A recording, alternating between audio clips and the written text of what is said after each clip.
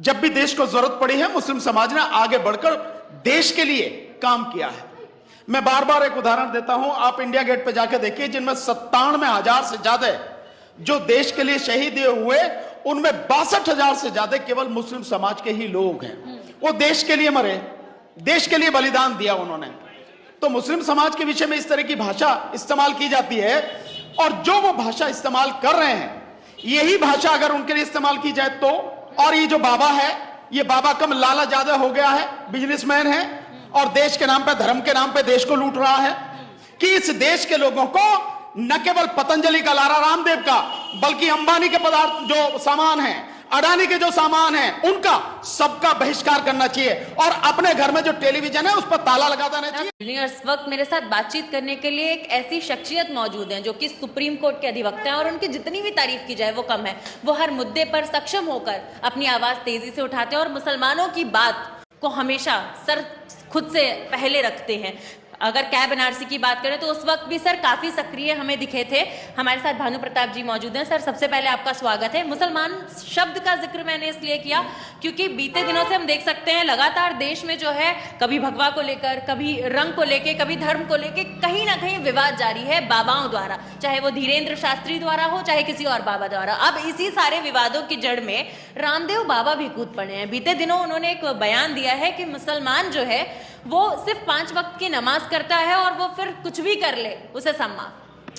नहीं, मैं समझता हूं ये, एक तो ये जितने भी बाबा हैं, ये बीजेपी के छोड़े हुए, आरएसएस के छोड़े हुए गुंडे हैं, ये छटे हुए गुंडे हैं जो जिस तरह से भाषा बोलते हैं। ये किसी साधु की भाषा नहीं है, किसी सन्यासी की भाषा नहीं है।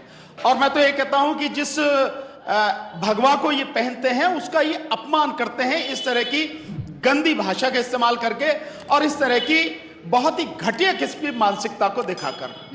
मुस्लिम समाज इस देश के लिए हर तरह से न केवल देशभक्त बल्कि इस देश की नींव की तरह है। जब भी देश को जरूरत पड़ी है मुस्लिम समाज ने आगे बढ़कर देश के लिए काम किया है। मैं बार बार एक उदाहरण देता हूं, आप इंडिया गेट पे जाकर देखिए, जिनमें 97,000 से ज्यादा जो देश के लिए शहीद हुए, उनमें 62,000 से ज्यादा केवल मुस्लिम समाज के ही लोग हैं। वो देश के लिए मरे, देश के लिए बलिदान दिया उन्होंने। तो मुस्लिम समाज के विषय में इस तरह की भाषा इस्तेमाल की जाती है, और जो वो भाषा इस्तेमाल कर रहे हैं, यही भाषा अगर उनके लिए इस्तेमाल की जाए तो कैसा लगेगा उन्हें? अगर भगवा चड्डी पर वो इतना हल्ला मचा सकते हैं, सो अगर उनके लिए भाषा इस्तेमाल करी जाए तो क्या होगा? और ये जो बाबा है, ये बाबा कम लाला ज्यादा हो गया है, बिजनेसमैन है और देश के नाम पे, धर्म के नाम पे देश को लूट रहा है। सो ऐसे लोगों को इससे पहले कि देश की जनता उनको सबक सिखाए, उन्हें समझ जाना चाहिए कि ये बदतमीजियां वो बंद करें। सर, उन्होंने सिर्फ इतना ही नहीं कहा, उन्होंने ये भी कहा है कि जो मुस्लिम है वो नमाज पढ़ने के बाद जो है, चाहे वो हिंदुओं की बेटियों को उठा ले जाए या फिर जिहादी बन के तालिबान बनाए, टेररिस्ट बनाए, उन्हें सब माफ हो जाता है नमाज पढ़ने के बाद। देखिए, इस देश में ऐसे जो गुंडे बाबा हैं, इनसे बड़ा टेररिस्ट कोई नहीं है। ये सबसे बड़े टेररिस्ट हैं। देश में जाति के नाम पे, धर्म के नाम पे भेदभाव पैदा करना, लोगों को लड़वाना, कत्लेआम की धमकी देना, एक पूरे समाज को कत्ल करने का आह्वान करना। तो गुंडा कौन है? आतंकवादी कौन है? बेईमान कौन है? भ्रष्ट कौन है?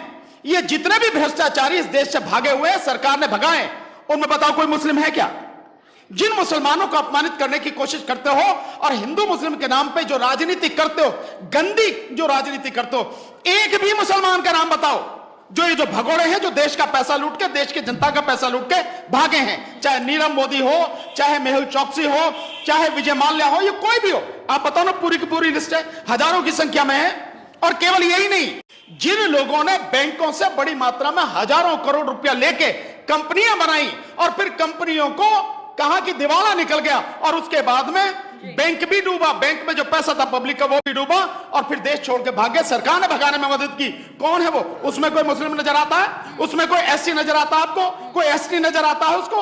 उसमें कोई ओबीसी नजर आता? नहीं ना, सारे के सारे यही हैं जिनकी अगुवाई ये भगवा चोला पहन के ये बाबा के नाम पे जो गुंडे घूम रहे हैं, बीजेपी आरएसएस के, ये लोग कर रहे हैं। ईसाइयों के लिए भी कह रहे हैं मोमबत्ती जलाने के बाद सब कुछ माफ हो जाता है। नहीं, मैं मोमबत्ती जला, देखिए उनका नल्ले, उनका मकसद है। हाँ।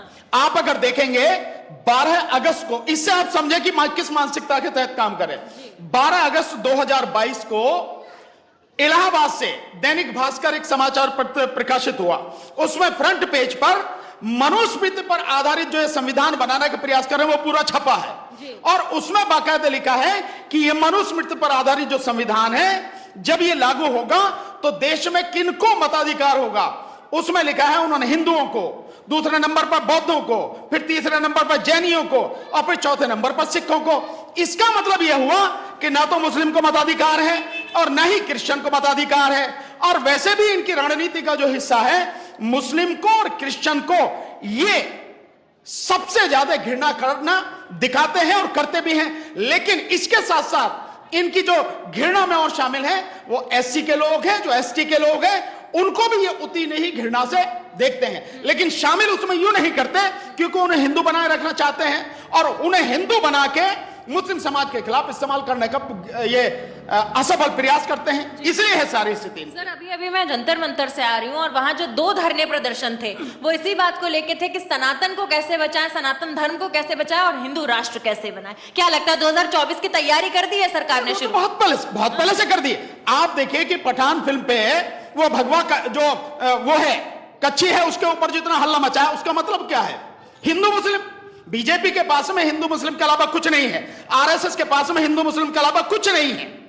सो ये उसी के तहत अपनी सारी राजनीति करते हैं, और ये तैयारी तो बहुत पहले से कर चुके हैं। ये अब इस हालत में हो क्या रहा है? अभी जो ये लेटेस्ट विवाद है, इसके पीछे सबसे बड़ा कारण है कि इनका सबका जो पैसा एक जगह इकट्ठा हो रहा था अडानी के पास, अडानी पूरी तरह से डूब रहा है। पूरी दुनिया में न केवल अडानी की थूथू हो रही है बल्कि भारत सरकार की और मोदी की भी थूथू हो रही है, और अडानी डूबेगा तो बचेगा मोदी भी नहीं। तो इस वजह से उस मुद्दे से ध्यान भटकाने के लिए ये फिर से ऐसे जो गुंडे हैं, जो बाबा नाम के गुंडे घूम रहे हैं, इस तरह लाला रामदेव जैसे, इनके माध्यम से फिर से हिंदू मुस्लिम मसले को उठाया जा रहा ताकि उससे ध्यान भटके। सर रामदेव के इस विवादित बयान के बाद जो है उलेमा ने जो है बयान दिया है और कहा है कि मुसलमानों को पतंजलि को बॉयकॉट करना चाहिए। बिल्कुल करना चाहिए। मैं तो कह रहा हूं पतंजलि क्यों? मैंने तो बहुत पहले से कहा था, सीए एनआरसी के आंदोलन में मैंने सबसे कहा था पूरे देश की जनता को कि इस देश के लोगों को न केवल पतंजलि का, लाला रामदेव का, बल्कि अंबानी के पदार्थ जो सामान है, अडानी के जो सामान है, उनका सबका बहिष्कार करना चाहिए। और अपने घर में जो टेलीविजन है उस पर ताला लगा देना चाहिए। अखबार पढ़ने की जरूरत नहीं है, क्योंकि इनके माध्यम से लोगों में आपस में जहर फैलता है, जहर फैलाया जाता है और गंदगी फैलती है, जिससे देश की स्थिति लगातार बर्बाद और खराब होती जा रही है। इसलिए इनको बंद कर देना चाहिए। पतंजलि को तो बहुत पहले बंद कर देना चाहिए था। वैसे भी पतंजलि के उत्पादों में 60% से ज्यादा में गोबर के अलावा मिलता क्या है? सर सुदर्शन न्यूज वाले के लिए भी अभी हमने देखा कि धरना प्रदर्शन हो रहा था। कह रहे थे कि वो सनातन राष्ट्र को बचाने की बात करते हैं, इसीलिए जो है लोग उनके लिए विरोध कर रहे हैं, उनके चैनल को बंद कराने की बात कर रहे हैं। सनातन राष्ट्र है कहाँ यहाँ पे? भाई कौन सा राष्ट्र है? सनातनी होने की बात कर रहे हैं। जिस राष्ट्र में वो रह रहा है और जिस राष्ट्र में हम रह रहे हैं वो तो भारत है, वो तो कोई सनातन नहीं है, वो तो धर्मनिरपेक्ष राष्ट्र है, भारत है, और ये सबका है। ये हिंदुओं का भी उतना ही है, उतना ही मुसलमानों का है, उतना ही बौद्धों का है, उतना ही जैनियों का है, उतना ही सिखों का है, उतना ही पारसियों का है, उतना ही बाकी सबका है। जो इस देश में रह रहा उन सबका है। सनातन कहां से हो गया? रही तुम्हारे धर्म की बात तो कौन मना कर रहा? भारत का संविधान तुम्हें अधिकार दे रहा, हर किसी को अधिकार दे रहा। मनाओ अपना धर्म, अपने धर्म का पालन करो, उपासना जैसी चाहते हो वो करो, लेकिन तुम उसे सब पे नहीं थोप सकते, क्योंकि हर कोई अपने विचारों के लिए और अपनी उपासना के लिए, अपना धर्म मान के लिए स्वतंत्र है। चलिए ठीक है सर, बहुत बहुत शुक्रिया आपका अपनी बात को निष्पक्षता से हमारे साथ हमेशा साझा करने के लिए।